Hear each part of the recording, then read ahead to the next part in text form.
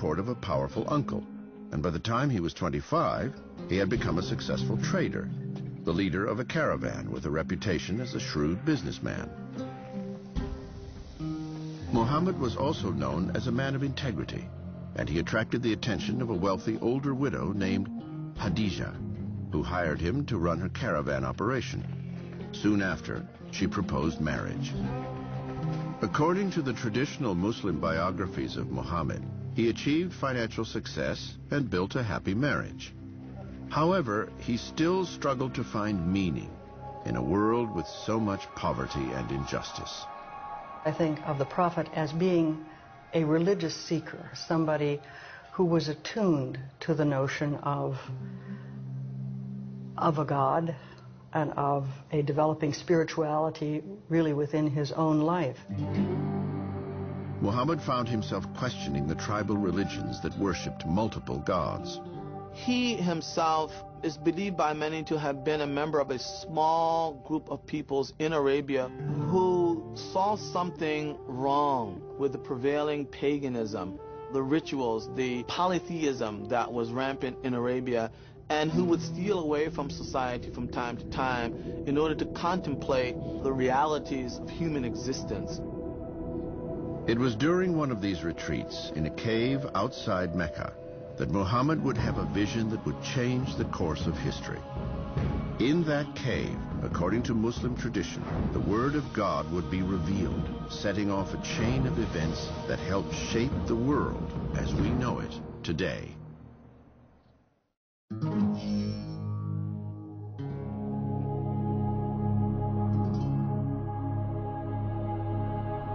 Five times a day, Muslims around the world turn in the direction of a beacon and pray.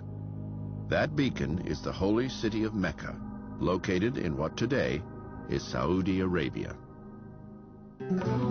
But in the early 7th century AD, Mecca, Islam's most sacred site, was an Arab hub of pagan worship and a city rife with social injustice.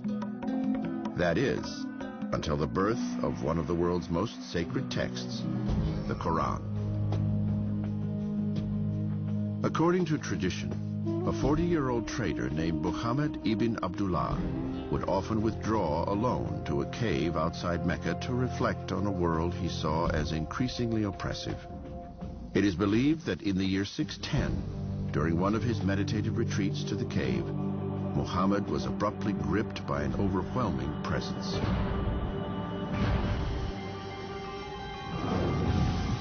Suddenly, he felt this intense pressure in his chest. He was surrounded by this darkness, and it felt as though he was being clasped by a giant hand and squeezed. He could barely breathe.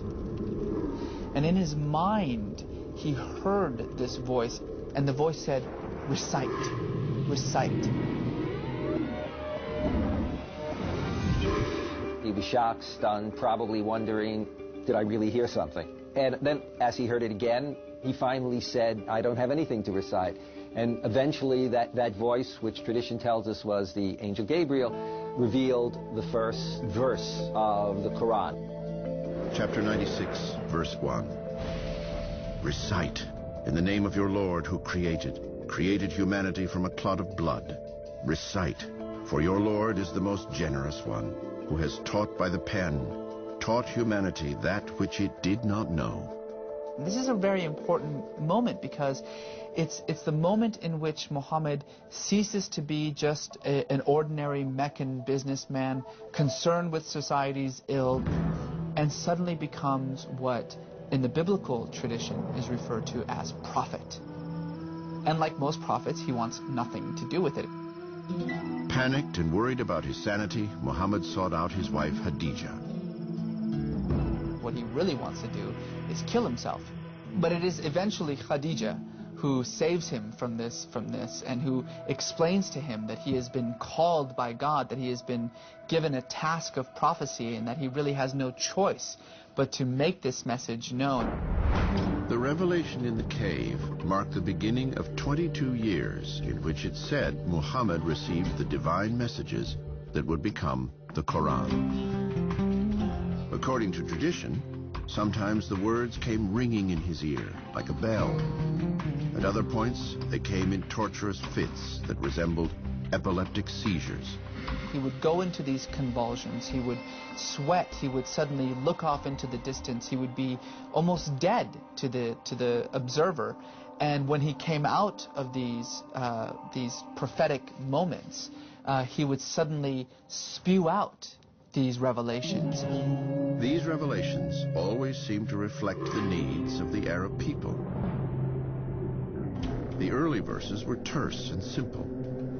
They were a challenge to the pagan practices of the Meccans and a summons to worship a single God. Chapter 73, verse 8. Remember the name of your Lord and devote yourself fully to him. He is the Lord of the East and the West. There is no God but he, so take him as your guardian. For the first few years of these revelations, Muhammad memorized the verses and only shared them with his wife and closest companions. But gradually he came to believe he'd been called to prophecy and that he had a duty to pass on to others the holy words collecting in his head. Finally, in the year 612, the reluctant prophet went into central Mecca and began to preach. It was a wake-up call to those citizens of Mecca who, in the eyes of the prophet, had lost an awareness, if they ever had it, of a supreme God, of the one God who created all and who guides all. But while the God of which Muhammad spoke was glorious and merciful, he was also wrathful. The prophet told the Meccans that a day of judgment would come when there would be consequences for their actions on earth. Here is this man, it's known that he's been carrying on these vigils, and he comes into the marketplace, say, and he says, the world will end. The God who created the world will bring it to an end, and you are part of that. Now that is a powerful, powerful message. A powerful message, but not a new one. Muhammad made it clear that the Quran was the very same revelation that had been sent down to the Jews and Christians centuries earlier. A message about God's guidance for humankind. But now the revelation was coming to the Arab people for the first time and in their own language.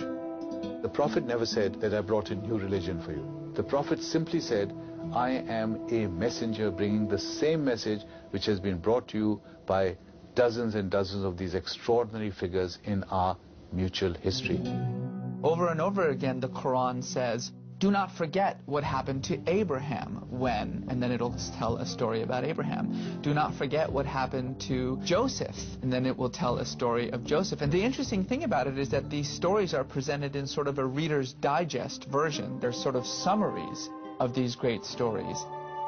The audience that the Quran was revealed to was already familiar with these stories because they were living in a city that was steeped in these traditions. According to Muslims, one of the most remarkable aspects of the Quran is that Muhammad memorized the revelations as they came to him and then recited them verbatim to his followers. While there was a form of written Arabic at the time, few knew how to read or write it. Muhammad was no exception. The belief within Islam is that Muhammad was illiterate. What that underscores then, of course, is on the one hand, the fact that he wouldn't have written these revelations himself. On the other hand, the question is, well, how were they preserved? Muhammad's small band of followers would promptly commit to memory each new revelation they heard, adding verse after verse to a mental collection of the already existing Quran. Given the culture that they were living in, such feats of memory are not surprising. The societies that we are talking about are oral cultures. So in a sense, the oral culture in which Muhammad lived allowed people to listen in something for one time or even two times and have the ability to memorize that and be able to recite it verbatim. As his catalog of revelations grew, Muhammad continued to preach on the streets of Mecca. gaining a small group of converts.